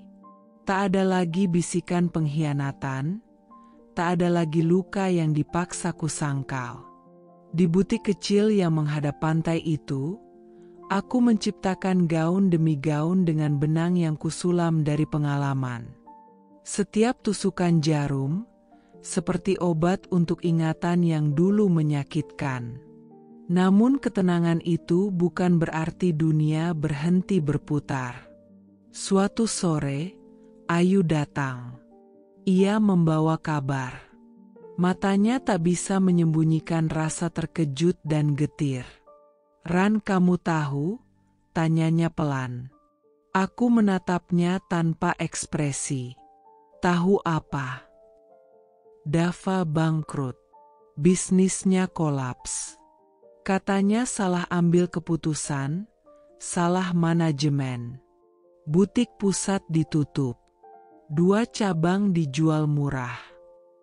Aku mengangguk pelan. Tak ada kejutan di hatiku. Yang menghancurkan dengan cara licik, seringkali akan hancur pula oleh kelicikannya sendiri. Dan Nadia, dia kabur ke luar negeri. Bawa uang penjualan saham perusahaan. Gak ada kabar lagi. Kayaknya dia ninggalin Dava waktu tahu usahanya gak bisa diselamatkan. Aku menutup mata sejenak. Dalam hati, aku tak bersorak. Aku juga tak bahagia. Tapi entah kenapa, keadilan yang datang lambat seperti ini terasa seperti pelukan semesta. Ayu kemudian menambahkan, lebih pelan, anaknya lahir dengan kelainan jantung bawaan. Harus kontrol ke rumah sakit besar tiap bulan. Diam. Ruangan butik seperti ikut bungkam. Aku tahu Dava menginginkan anak. Dulu kami sempat periksa kandungan bersama. Dan ketika hasilnya menyebut bahwa akulah yang sulit hamil, dia tetap bilang akan bersabar. Tapi nyatanya tidak. Dan kini, setelah ia mendapatkan anak dari perempuan lain, takdir menyisipkan ujian yang lebih berat. Beberapa hari kemudian, aku sedang merapikan gaun pesanan pelanggan ketika pintu butik terbuka. Langkah itu terlalu familiar. Aku membalikkan badan. Dava. Ia lebih kurus. Mata yang dulu penuh kepercayaan diri kini terlihat sayu. Tangan gemetar memegang dompet. Napasnya berat, seperti membawa beban yang tak terlihat. Rania. Aku menatapnya datar. Tak ada pelukan. Tak ada amarah. Tak ada air mata. Hanya tatapan yang menunjukkan, aku bukan perempuan yang sama seperti dulu. Aku nggak tahu harus kemana. Aku kehilangan semuanya. Rumah, bisnis, dia semua pergi. Dan kau pikir aku tempat untuk pulang? Tanyaku, tenang. Suaraku terdengar asing bahkan untuk diriku sendiri. Dia menunduk. Aku minta maaf. Dava, aku melangkah mendekat. Maaf tidak bisa menghapus luka. Dan aku tidak hidup untuk mengobati orang yang melukai aku. Aku salah, aku benar-benar. Kau bukan hanya salah. Kau menghancurkan. Kau mengambil hidup yang kita bangun bersama dan memberikannya pada orang lain. Kau usir aku, lalu sekarang kembali karena kau tak punya apa-apa. Dia terdiam. Tangannya mengepal. Aku menahan napas. Hatiku tetap berdebar, bukan karena cinta, tapi karena keberanian. Di sini, Dava bukan tempatmu lagi.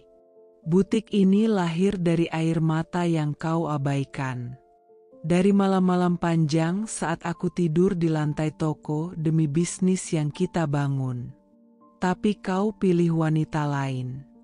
Dan aku membangun kembali dari nol. Ia meneteskan air mata.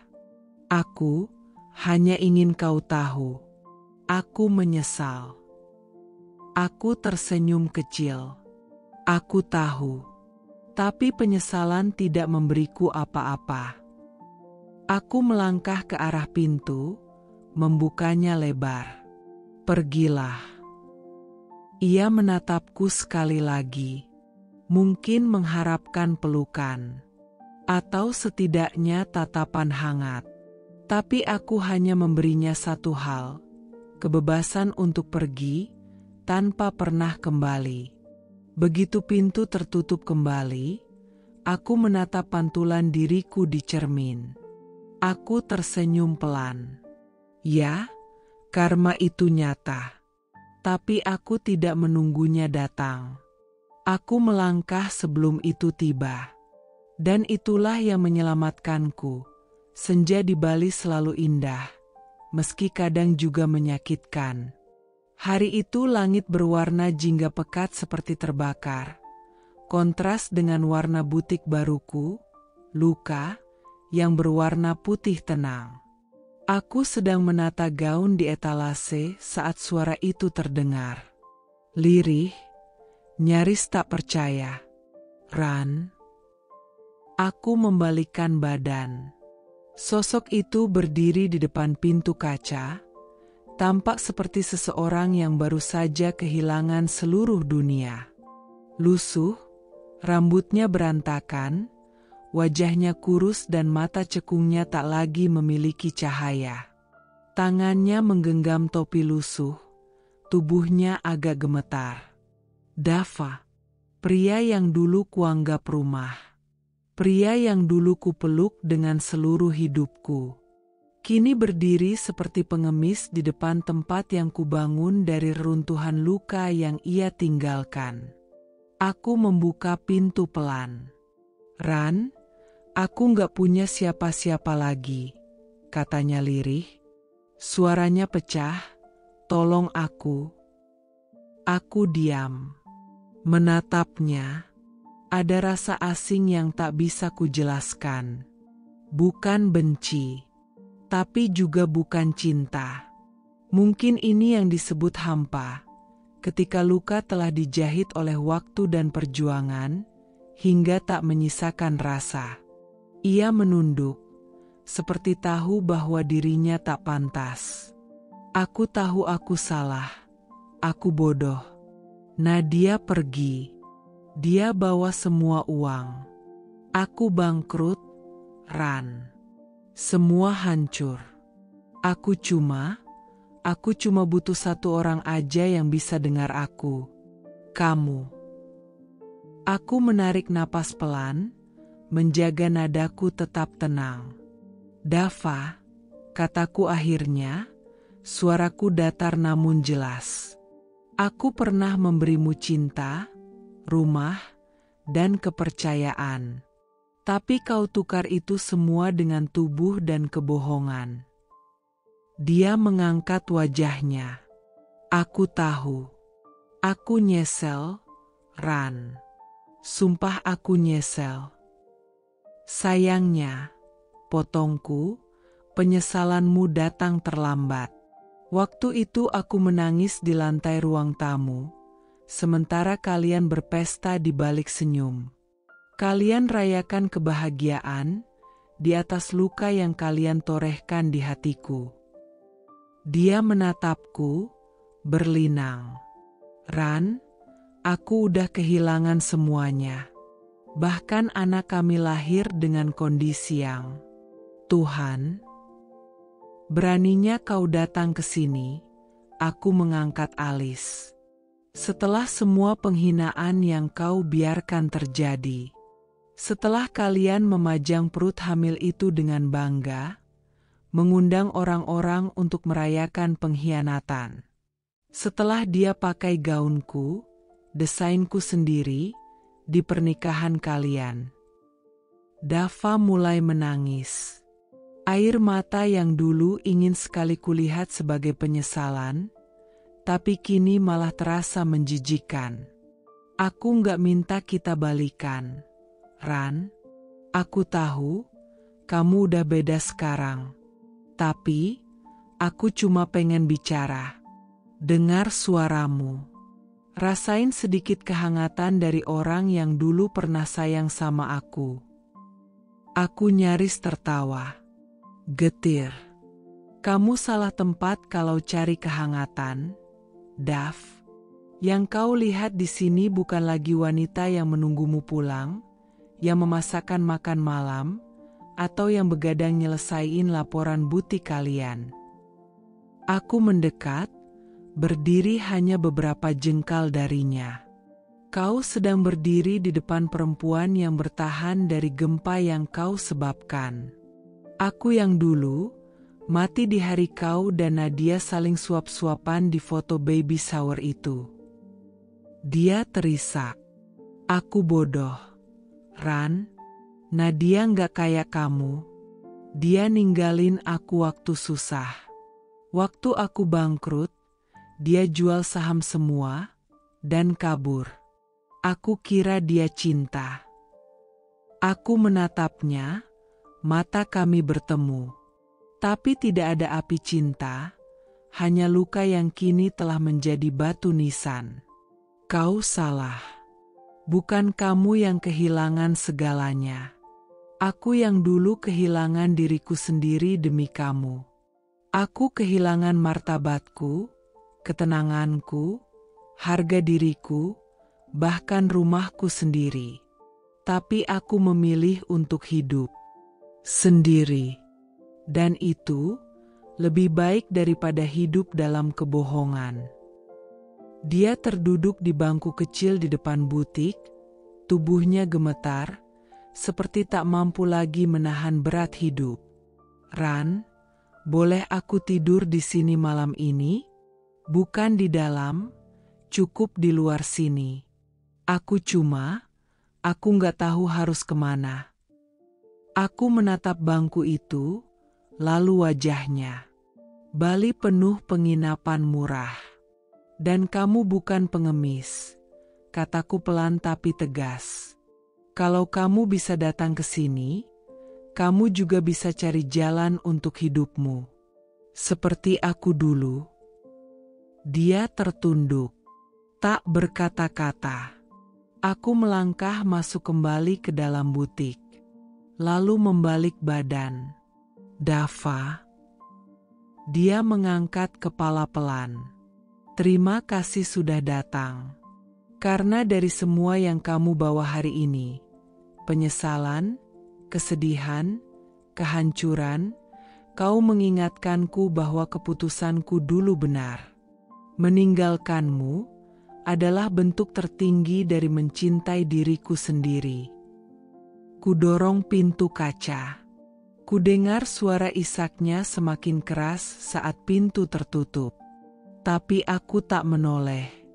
Hari itu, aku tahu, aku telah benar-benar sembuh. Dan pertemuan terakhir itu bukan untuknya, tapi untukku, untuk mengakhiri cerita yang sempat kupikir adalah takdir. Hujan baru saja reda ketika aku keluar dari butik. Langit Bali masih kelabu, menyisakan rintik gerimis yang jatuh lembut di teras toko. Butik Luka sudah tutup sejak 1 jam lalu, dan aku hanya ingin pulang, menyeduh teh hangat, lalu menonton film klasik sendirian. Hidupku tenang sekarang. Sunyi, tapi penuh. Tapi di depan pagar, berdiri sesosok tubuh yang familiar dan menyakitkan. "Ran." Namaku keluar dari mulut itu lagi, pelan, ragu, dengan suara yang seperti sudah kehilangan harapan. "Dava, mantan suamiku. Pria yang pernah aku cintai sepenuh hati dan menghancurkan semuanya dengan senyum palsu dan perselingkuhan." Ia tampak mengenaskan. Jaket lusuh, celana jeans belel, rambut acak-acakan dan mata yang memerah. Bukan merah karena lelah, tapi karena hancur. Aku mengenal pandangan itu. Dulu aku yang menatapnya ke cermin setiap malam. Aku tak bergerak, hanya memandangi wajah yang dulu kucintai itu dengan diam. Tak ada amarah, tak ada gemetar. Aku telah membakar semua emosi itu di malam-malam penuh isak. Yang tersisa hanyalah ketenangan dan batas. "Aku nggak punya siapa-siapa lagi," katanya lirih, mendekat. "Tolong aku." Aku menghela napas pelan. "Kau nyasar, Dav. Ini bukan rumah sakit jiwa." Ia tersenyum pahit, tertawa sebentar, lalu menunduk. "Kau masih sama, masih tajam dengan kata-kata. Dan kau masih sama," sahutku. "Datang terlambat, setelah menghancurkan segalanya." Dava mengusap wajahnya. Aku bisa melihat bekas tangisan di pipinya. Aku tahu aku salah. Aku tahu semuanya ini salah. Tapi Nadia, dia ninggalin aku, Ran. Dia bawa semua uang dari penjualan saham. Aku bangkrut. Dan anak kami, dia sakit. Aku harus kerja serabutan sekarang. Aku nggak punya tempat lagi buat pulang. Aku tertawa kecil. Rasanya hambar, tapi memuaskan. Lucu ya. Dulu aku yang kau tinggalkan. Aku yang kau anggap nggak cukup. Sekarang kau datang, setelah semuanya hancur. Ran, ia mendekat, memelas. Kamu satu-satunya yang pernah sayang sama aku, dengan tulus. Aku sadar itu setelah semuanya terlambat. Aku menatap matanya, dingin. Tapi bukan karena benci, karena aku sudah sembuh. Luka itu tak lagi bernanah. Sudah mengering, dan menjadi kulit baru. Kulit yang lebih kuat. Dava, ucapku pelan, aku pernah memberimu segalanya. Cinta, kepercayaan, rumah, mimpi. Tapi kamu tukar itu semua dengan tubuh Nadia, dan kebohongan yang kamu bangun setiap hari. Kamu kira aku bodoh? Kamu kira aku nggak tahu kalian sering menyentuh satu sama lain di belakang butik, saat aku sibuk cari pelanggan? Ia memejamkan mata. Aku minta maaf. Maafmu nggak bisa menghapus apa yang sudah kamu hancurkan, kataku tegas. Aku kehilangan diriku karena kamu. Aku mati pelan-pelan saat kamu menggenggam tangannya di belakangku. Tapi kamu tahu apa yang paling menyakitkan, Dav? Bukan pengkhianatanmu. Tapi karena aku tetap mencoba percaya, padahal aku sudah tahu. Ia terdiam. Lalu suaranya pecah, seperti pria yang kehilangan kendali.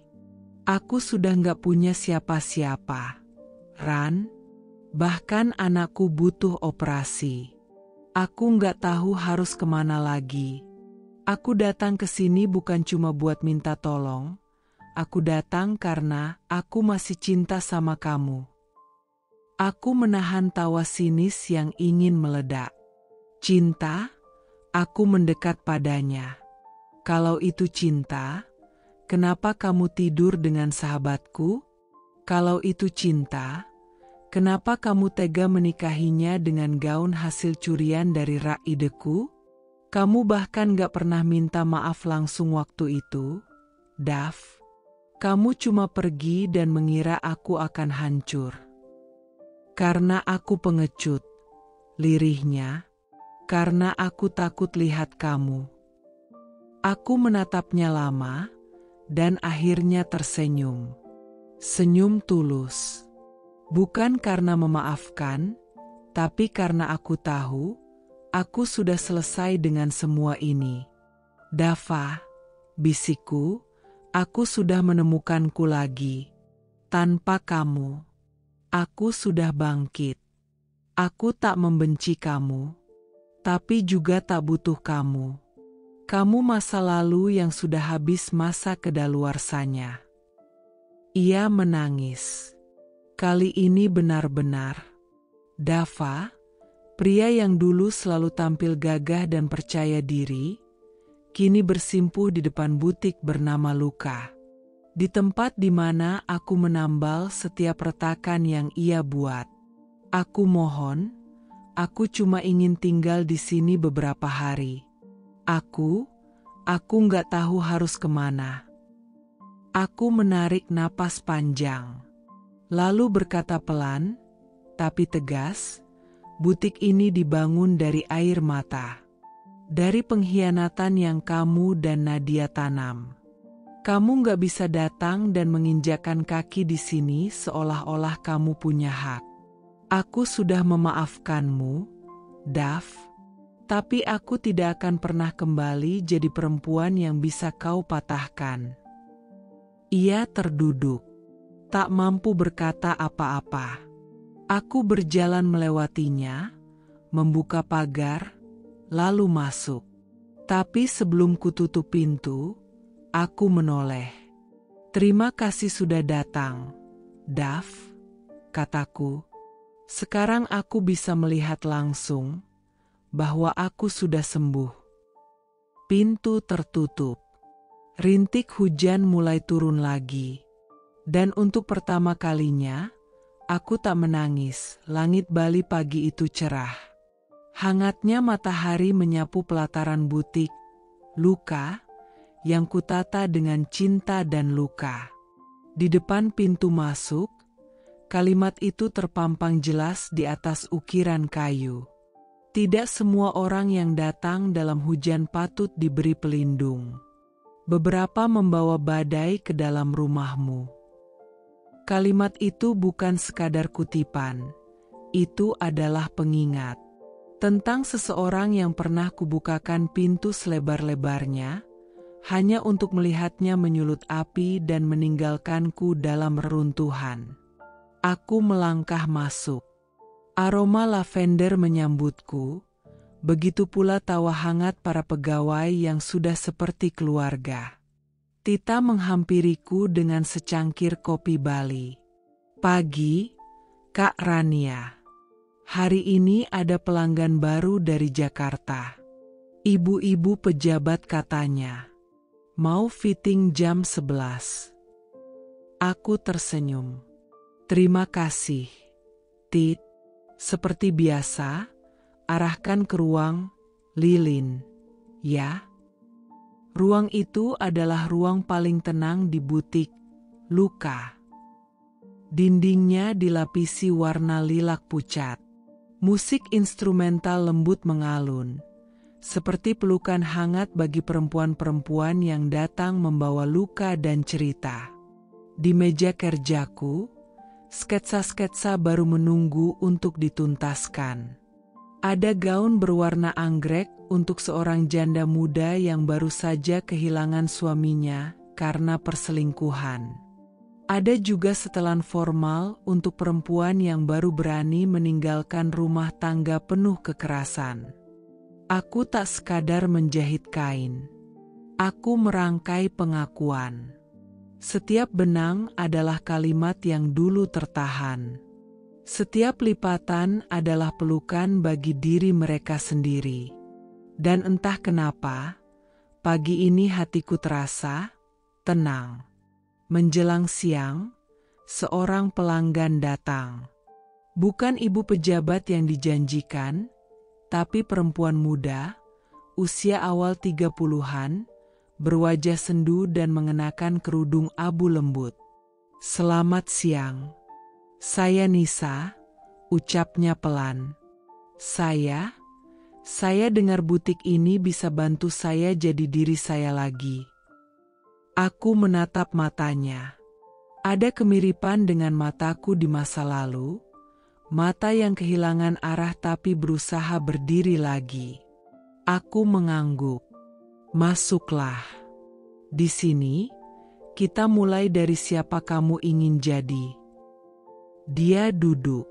Perlahan, dia bercerita tentang suaminya yang berselingkuh dengan sahabat sendiri. Tentang malam-malam tanpa tidur, tubuh yang gemetar, dan ketakutan akan masa depan tanpa pria itu.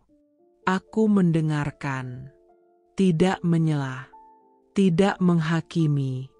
Hingga akhirnya, aku berkata, aku pernah ada di tempat kamu. Tapi percaya, kamu akan berdiri lagi. Bukan untuk membalas, tapi untuk memilih dirimu sendiri. Dia menangis. Dan aku biarkan. Karena aku tahu, kadang yang kita butuhkan bukan saran, tapi ruang yang aman untuk menangis tanpa malu. Malam tiba, butik sepi. Lampu temara menyala, menyorot karya-karyaku di manekin. Aku berdiri di depan jendela besar, memandangi siluet lautan yang memantulkan bintang. Ponselku berbunyi. Nomor tak dikenal. Aku angkat. Halo? Suara itu lirih. Ran, ini aku. Dava. Aku diam. Aku cuma mau bilang, terima kasih. Karena kamu gak balas dendam. Karena kamu gak jatuhin aku waktu aku jatuh. Aku menarik napas pelan. Dava, aku tak butuh balas dendam.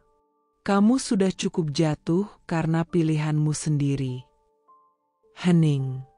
Aku sekarang kerja serabutan. Anak kami sering ke rumah sakit. Aku belajar banyak tentang arti rumah, tentang kesetiaan yang pernah aku hancurkan sendiri. Aku tak tahu harus merasa apa. Dulu aku mengira mendengar ini akan memberiku kepuasan, tapi ternyata tidak. Aku hanya merasa damai. Jaga anakmu baik-baik, Dav. Jangan ulangi kesalahan yang sama, ucapku akhirnya. Ia terisak pelan. Terima kasih, Ran. Telepon terputus. Dan aku kembali menatap jendela. Di luar sana, angin laut meniup perlahan, membawa pergi sisa-sisa luka yang mungkin masih tertinggal di dadaku. Beberapa hari kemudian, butik Luka diundang menjadi bagian dari pameran mode nasional. Gaun-gaun karyaku, yang semuanya terinspirasi dari kisah nyata perempuan, mendapat tempat khusus di acara bertajuk Empowerment Through Elegance. Aku berdiri di panggung saat mereka menyebut namaku. Rania Amara, desainer yang menjahit luka menjadi mahakarya. Sorak-sorai memenuhi ruangan. Tapi aku hanya tersenyum kecil. Dalam hati, aku mengucapkan kalimat yang sudah lama ingin kukatakan. Aku memaafkanmu, Dava. Tapi aku tak akan pernah kembali. Karena kini aku tahu, aku tak pernah kehilangan siapapun. Aku hanya kehilangan mereka yang tak pantas memiliki hatiku. Dan itu bukan kehilangan. Itu pembebasan. Namaku Rania. Dan hari ini, untuk pertama kalinya setelah sekian lama, aku bisa berkata, aku baik-baik saja. Bukan karena luka itu tak menyakitkan. Bukan karena kenangan itu lenyap. Tapi karena aku memilih untuk tak lagi membiarkan rasa sakit mengendalikan arah langkahku. Dulu, aku adalah istri dari Dava. Pria yang kupikir akan menemani hidupku sampai tua. Pria yang kuberi seluruh waktuku, tenagaku, bahkan mimpiku. Bersamanya aku membangun butik dari sehelai kain pertama yang kami potong bersama. Aku percaya padanya, pada kami, pada cinta. Tapi cinta kadang kalah oleh ambisi dan pengkhianatan. Dan aku dikhianati. Dicabik dari dalam, bukan oleh orang asing, melainkan oleh orang yang kupeluk setiap malam. Ketika Dava memilih Nadia, ia bukan sekadar memilih perempuan lain. Ia memilih untuk mengubur semua yang telah kami bangun bersama. Ia memilih untuk menjadikan aku kisah lama, yang selesai tanpa pamit. Aku sempat jatuh. Tak hanya air mata, tapi juga harga diriku yang sempat tercerai. Aku pernah duduk sendiri di ruang gelap. Bertanya-tanya apa salahku. Mengapa cintaku tak cukup? Mengapa kesetiaanku dianggap biasa saja? Namun kini, aku tak lagi duduk di ruang gelap itu. Aku berjalan keluar, dengan cahaya dari dalam diriku sendiri. Aku bukan lagi korban. Aku bukan lagi perempuan yang ditinggalkan. Aku adalah perempuan yang memilih untuk tetap waras. Tetap kuat, dan tak membalas dengan racun, tapi dengan keberhasilan. Aku mendirikan Luka, bukan sekadar butik, tapi ruang aman untuk perempuan-perempuan yang pernah patah. Aku tak balas dendam. Aku balas dengan jadi versi terbaik dari diriku sendiri. Dan ketika Dava datang lagi, lusuh, kosong, penuh sesal. Aku tak lagi gemetar, tak lagi rindu, tak lagi ingin kembali, karena aku sudah berdamai dengan luka. Dan dari situ, aku menemukan diriku. Aku tak lagi takut sendiri, sebab aku tahu ada kekuatan dalam keheningan. Ada keberanian dalam memilih sendiri. Dan ada keindahan dalam tidak membalas keburukan dengan keburukan. Sendiri tak berarti sepi. Sendiri tak berarti kalah. Sendiri adalah cara Tuhan memelukku lebih erat. Dan itu lebih dari cukup.